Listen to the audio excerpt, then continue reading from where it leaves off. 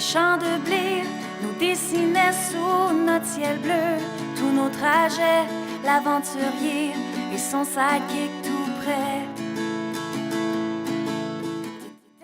Je m'appelle Adela, je suis doctorante en sociolinguistique à l'Université Laval et je suis partie à la rencontre des différentes communautés francophones en Ontario, au Manitoba, en Alberta et en Nouvelle-Écosse pour documenter leur diversité et leur vitalité.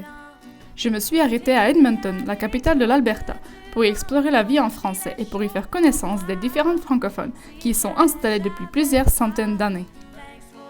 Leur présence remonte au XVIIIe siècle, à la fondation du Fort Edmonton, comme poste de trait de fourrure par la Compagnie de la baie d'Hudson.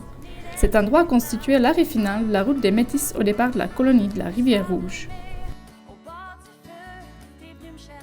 La francophonie y est plurielle et dynamique. Une partie d'entre elles provient également des descendants francophones ayant émigré aux États-Unis et installés par la suite en Alberta.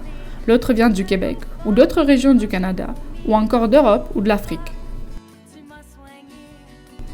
C'est dans le quartier de Bonidoon où se trouve la Cité francophone, qui est un centre culturel et communautaire, ainsi qu'un point de rassemblement de francophones et francophiles.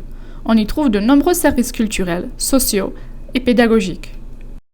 De l'autre côté de la rue se trouve le campus Saint-Jean, qui est un carrefour de vie académique, linguistique et culturelle.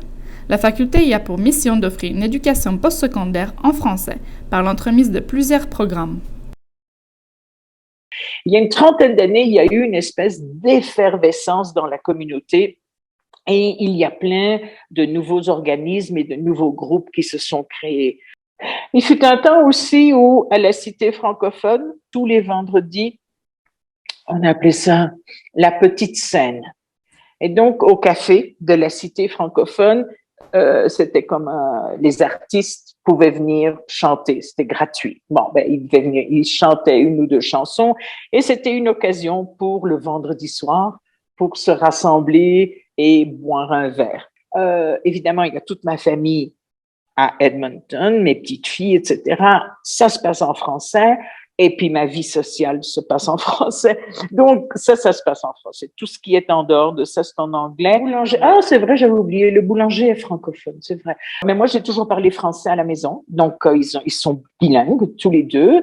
Donc, j'ai 2 enfants adultes maintenant. Ma fille s'est mariée avec un anglophone.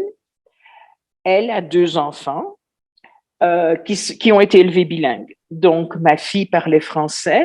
Le papa parlait anglais, mes petites filles vont à l'école en français et ma fille et moi, on lutte énormément pour que les enfants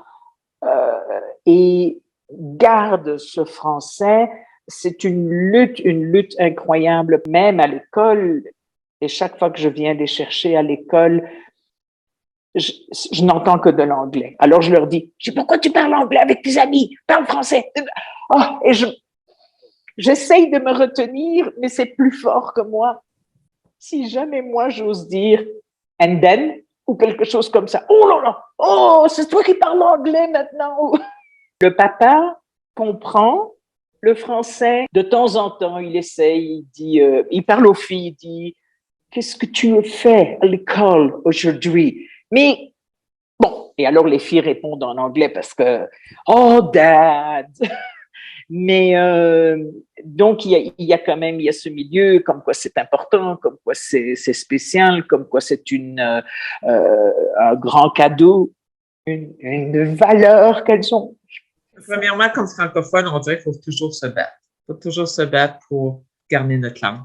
Faut faire en anglais, on dit une conscious decision, une décision conscience.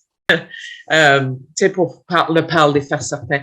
Moi, j'ai pris une décision il y a quelques années, puis je me suis dit, OK, non, je parle français à ceux-là qui parlent français, je sais qu'ils parlent français, je les parle français.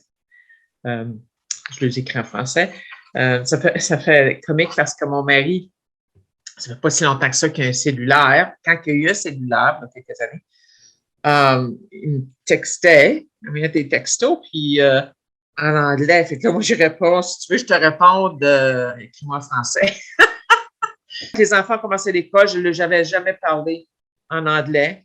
Puis, ils connaissaient déjà, vraiment, ils disaient déjà des phrases, ils disaient déjà Puis quand il allait à l'école, il recevait un téléphone, puis je lui demandais toujours c'était qui parlait à l'autre bout. Puis si c'est quelqu'un qui parlait français de leur classe, non, français, ben t'accroches.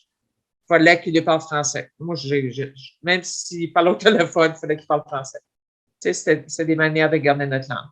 On a une population qui sont encore vivantes et une école vivante, radio communautaire, par exemple, qui a été créée, qu'on peut écouter notre musique en français, écouter les nouvelles en français.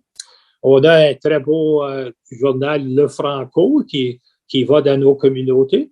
Alors, il y a certainement aujourd'hui, on a finalement des outils avec un choix démocratique. Si on veut continuer notre francophonie, on est capable de le faire. 50 ans passés, on le faisait seulement dans nos foyers. On ne pouvait pas le vivre dans nos écoles, on ne pouvait pas le vivre dans les universités, on ne pouvait pas le vivre dans la politique provinciale. On est chanceux à Edmonton qu'on a une communauté alentour de cité francophone où le théâtre existe, etc. On a une vie assez vivante, mais beaucoup dans les régions de l'Alberta, où qu'on est entouré par une majorité d'anglophones, c'est dur de continuer à vivre en français. Alors, c'est toujours comme je disais, c'est dur à voir dans 50 ans qu'est-ce qui va arriver. On vit la démocratie. On ne peut pas forcer les gens de faire qu'est-ce qu'on espérait comme parents de faire. On aimerait, comme mes enfants, j'aimerais qu'ils parlent tout français à la maison, mais ce n'est pas le cas.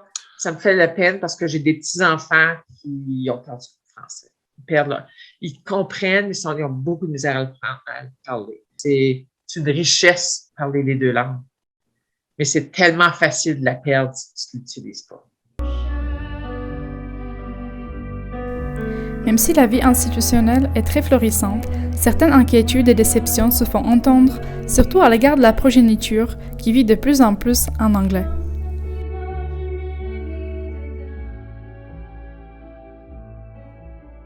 Mais les francophones sont de loin de vouloir lâcher.